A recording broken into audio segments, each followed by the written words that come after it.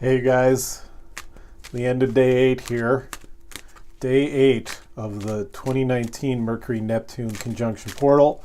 8 days deep. Mercury-Neptune has just set not too long ago. I was up early today and I released the first promotional material for the class. Something's gonna happen on April 1st. Pretty sure it's a class.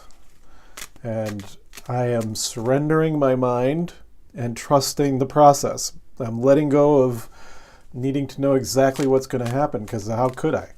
I can't know. And I'm trusting that it's more fun to not know, because it is. It's so cool when you trust.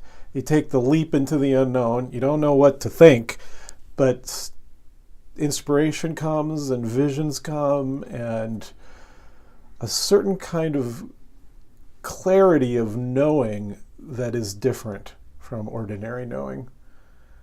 And all I'm saying here is there's a way in which you prepare for something, you prepare day by day, and ultimately though you have to just relax and trust that things will happen the way they're meant to happen. And that's where I'm at with this class. I'm having this experience of both, like really getting excited about it. I'm excited about the possibilities. I'm really enjoying the process. I'm enjoying making these videos. I'm enjoying editing them and putting them online. And so I know that if you live the way you want to feel, if you figure out how to structure your life to feel the way you want to feel, that you're doing something right. And right now I'm feeling the way I want to feel. I feel like I'm in a flow. I feel like I'm in a creative flow where I'm really inspired. I feel like super curious in a way that's it's not an intellectual curiosity. It's just like, I don't know, just a curiosity about magic, I guess, and a sense of awe about it and wonder. Yeah, I'll just say that putting together the promotional teaser trailer that I put online this morning, I released it pretty close to when I intended to, just as Mercury-Neptune was rising over the eastern horizon with the moon setting, and it's just done the reverse. Now the moon has just risen and Mercury-Neptune is set. But I chose to align with the Mercury-Neptune opposite moon T-square with Jupiter. That's a lot of energy. Moon, Mercury, Neptune, Jupiter, T-square. We'll talk more about that. But that's a central energy that I aligned with to support the course, so it's pretty significant. So much awesome possibilities. Mercury, Neptune, Jupiter, Moon.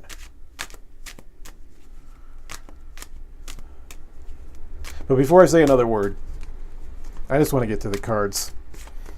This is going to be, who knows, I don't think this is going to be a long one. I don't have a whole lot to say here at the end of the day, except I'm super grateful. I'm super grateful for the creative process. I'm grateful to have people that are interested in the material that I'm putting out there. I'm excited to learn tarot even more deeply. I feel like I'm already just like understanding things I never understood before, so something must be working. Let's just pick a few cards here. 1, 2. Those just really wanted to come out. They are like, "Urgh." And one is completion, the other one's isolation. One's completion, the other one's isolation.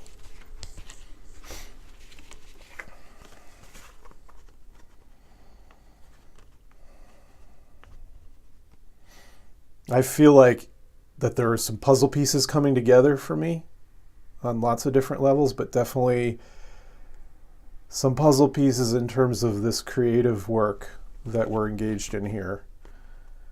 I feel like there's some closure to certain things from my personal life that's happening here, but I also feel like there's a way in which my own personal ice is melting in this process, and I'm kind of sharing more of my voice that was frozen up and hidden even from myself.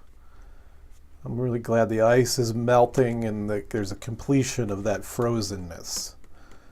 And look at see, this is all cold. There's blue. There's some life coming back to this face. That's good.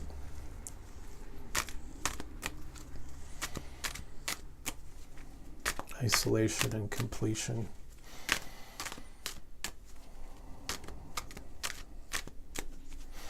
Always coming back to the breathing with this practice. I notice, oh look, that card came over moment to moment. That's what I was trying to do right there. I was about to say, like, the practice is always coming back to the breath, like all meditation practices. And in the shuffling meditation, it's the same. Whoop. In the shuffling meditation, it's the same thing. I notice there's a little tightness when I'm not quite in the flow of the shuffling. There's a certain relaxed body feeling that I'm looking for that is the right kind of zone to be pulling cards from.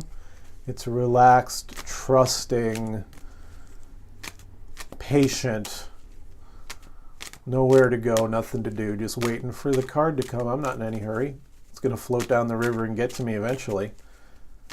If I try to rush through the cards, then you're going to get a rushed reading.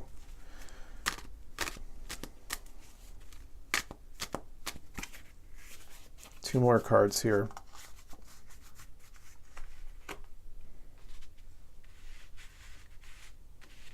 A question about being frozen.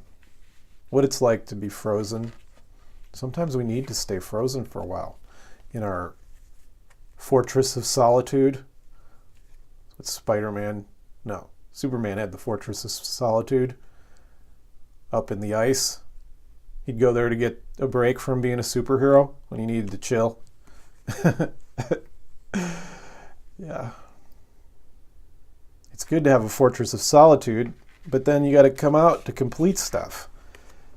Like your unfinished karma and unfinished business and the incomplete puzzles of your life that are set to the side and you couldn't quite finish them.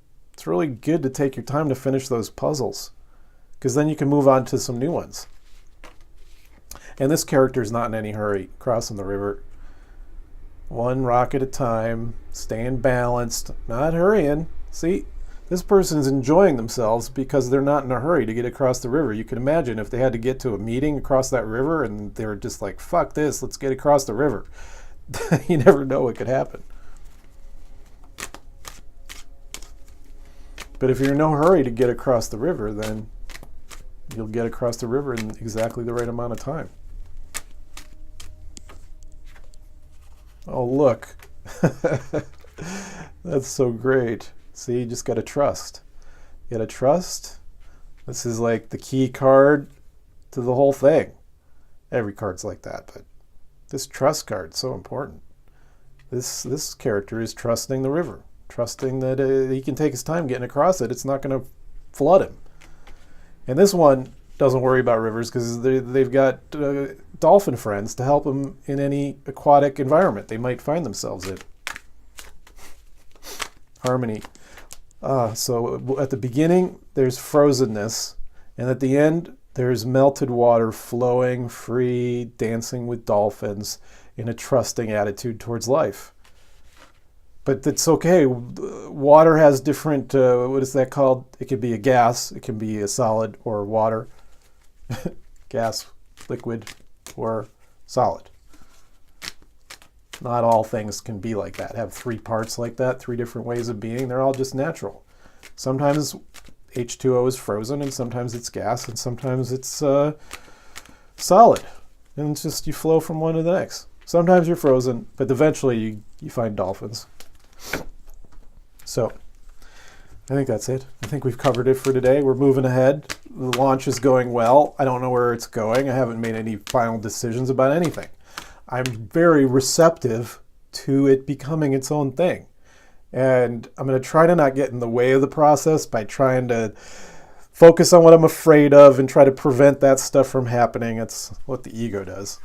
I'm going to try to stay receptive to the magical creative abilities that want to happen in the intersubjective field amongst us all.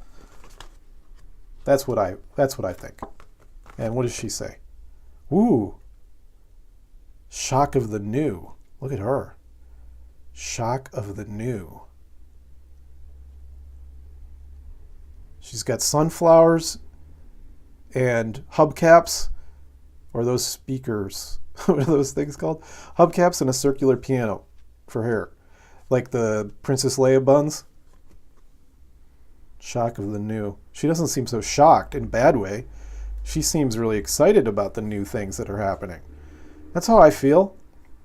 It's unexpected, of course, how this new feeling is, how this new phase of my life is, the phase where I've now announced a class to begin on April Fool's Day 2019. I've made the announcement. I've put out all kinds of energy, and now it's going to happen, I think, unless something gets in the way, like me.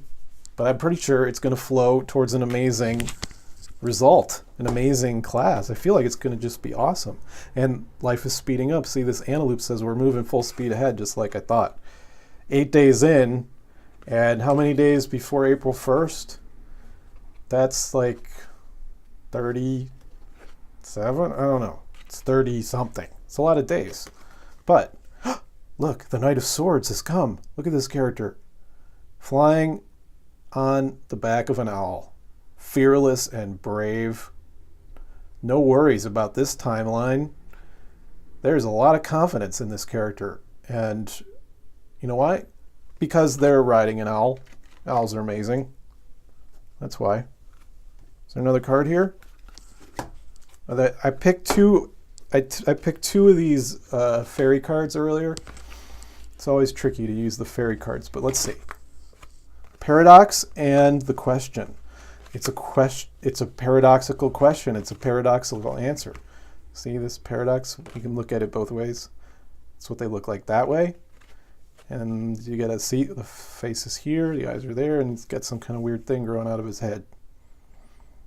So here we are at the end of the day. There's a question and there's a paradox. It would make a lot of sense if you had some questions by now. And you know the answers are going to be really paradoxical. And we will explore that further. Paradoxical questions are very deserving of careful exploration and answers if at all possible. That's why I'm going to listen to your questions. I'm going to do some survey monkey type action and ask some questions about what your questions are and what you're hoping to explore more. I'm going to do that once we get going, and we'll see. That's where the co-creative thing is going to happen. Your questions are going to inspire my creativity. I'm going to discover things I never even would have thought that I would learn about. That's the plan. Ding. Blessings. See you on day 9.